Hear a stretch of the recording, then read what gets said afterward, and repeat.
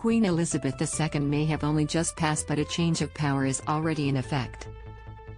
With Prince Charles assuming the role of king and Prince William and Kate Middleton moving up in rank, ET's royal expert, Katie Nicholl, explains all the title changes expected amongst the royal in the wake of the Queen's death.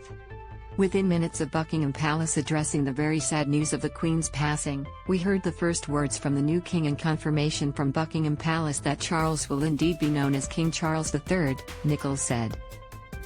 He could have chosen to take a different name as king. He has chosen King Charles III.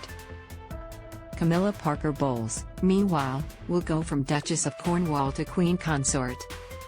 The title of Queen Consort was one Queen Elizabeth said she wished for Camilla to take upon her passing.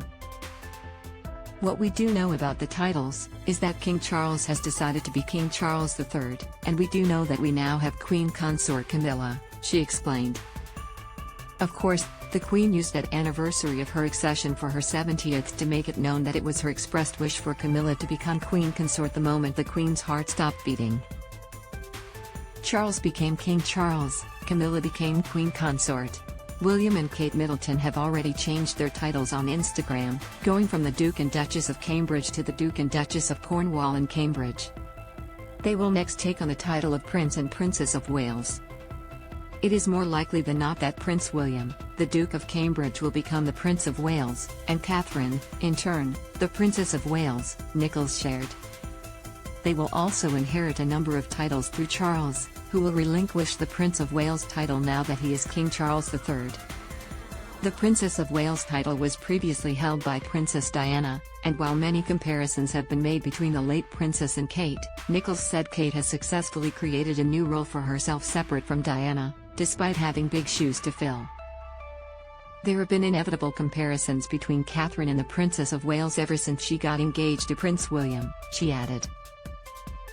I think one of the Duchess of Cambridge's greatest successes has been creating a new role for herself away from the shadows of Princess Diana, but of course, she was always going to inherit the title Princess of Wales, and of course, and she more than anyone will know that they are sizable shoes to fill.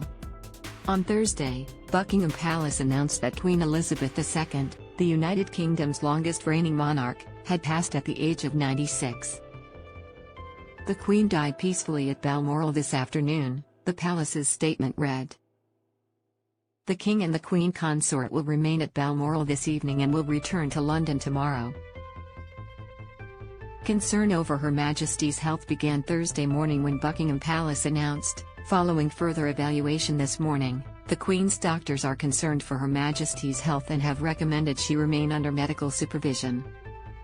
The Queen's family, including her 4 children, King Charles, Princess Anne, Prince Andrew, Duke of York, and Prince Edward, Earl of Wessex, grandchildren Prince William and Prince Harry, and several other members of the royal family, all travelled to Balmoral Castle in Scotland amid the news of her declining health.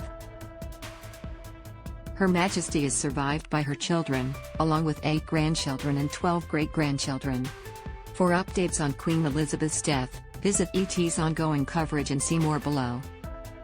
Queen Elizabeth's death. What's next from Prince William and Prince Harry? This video is unavailable because we were unable to load a message from our sponsors.